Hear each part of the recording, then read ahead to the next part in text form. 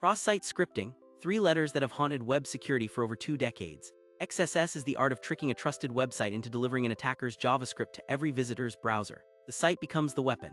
The browser executes the payload without hesitation because it came from a domain the user already trusted. Today we will understand exactly how this works, why filters keep failing, and what actually stops it.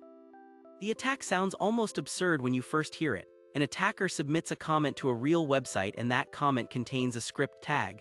The site stores the comment in its database. Every user who later loads that page gets the script delivered by the legitimate server. No suspicious domain, no browser warning. The attacker never interacts with the victim directly. The website does all the delivery for them. The victim's browser runs attacker code because it trusts the source completely. Not all XSS is the same. Stored XSS is the most dangerous. The payload lives in the database and fires for every future visitor. Reflected XSS is more common. The payload travels in a URL parameter, the server echoes it back in the response, and it executes when the victim clicks a crafted link.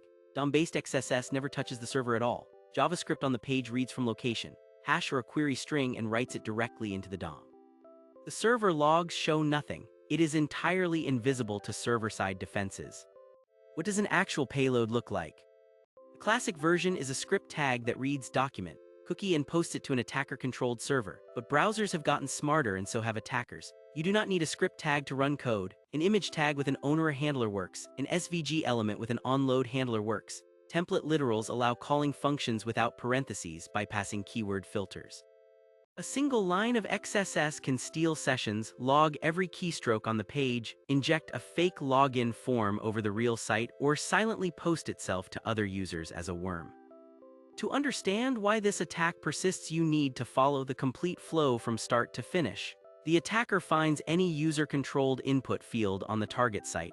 They craft a payload that bypasses whatever filtering exists. They deliver that payload either by storing it in a database or by embedding it in a link sent to the victim. When the victim loads the page, the browser fetches the HTML and finds the attacker's script inside it. Because the script came from the trusted domain, it executes with full same-origin privileges. Cookies, local storage, the entire DOM, and the ability to make authenticated requests are all accessible to the attacker's code. Developers often respond to XSS reports by adding a filter. Blacklisting the word script or removing angle brackets feels like a fix. It is not. Case variation alone defeats case-sensitive filters. Null bytes can split token recognition in some parsers. HTML encoding a payload lets the browser decode it after the filter has already passed it. SVG files accept JavaScript and event handlers without requiring any traditional script tags. Mutation XSS exploits the difference between how a sanitizer parses HTML and how the browser's DOM parser reinterprets the same markup after insertion into the live document. Every clever filter generates a new generation of bypass techniques. The most powerful browser-level defense is a content security policy response header. A well-configured CSP tells the browser which origins may load scripts and whether inline scripts are permitted at all. With script src restricted to your own domain and a per-request nonce, an attacker who successfully injects a script tag gains nothing because the browser refuses to execute it without a matching nonce. No nonce means no execution regardless of where the payload came from. But CSP is only powerful if you avoid unsafe inline and wildcard origins, which immediately defeat the entire protection. CSP does not replace fixing your code. Output encoding at every context boundary is essential. Text going into HTML elements needs entity encoding. Text inside JavaScript strings needs Unicode escapes or JSON serialization. Text in URL parameters needs percent encoding.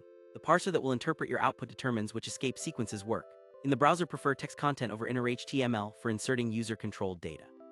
Use DOM purify when you genuinely need to allow a subset of HTML markup. Validate inputs server-side to reject values that should never contain angle brackets or script keywords in the first place. Putting it all together, XSS defense is always a stack of independent layers. Validate inputs and reject unexpected characters before they reach your database.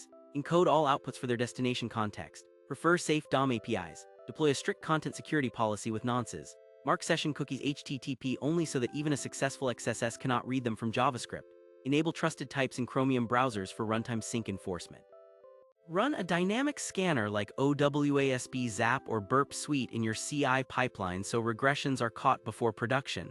No single layer is sufficient. Together, they make exploitation extremely difficult.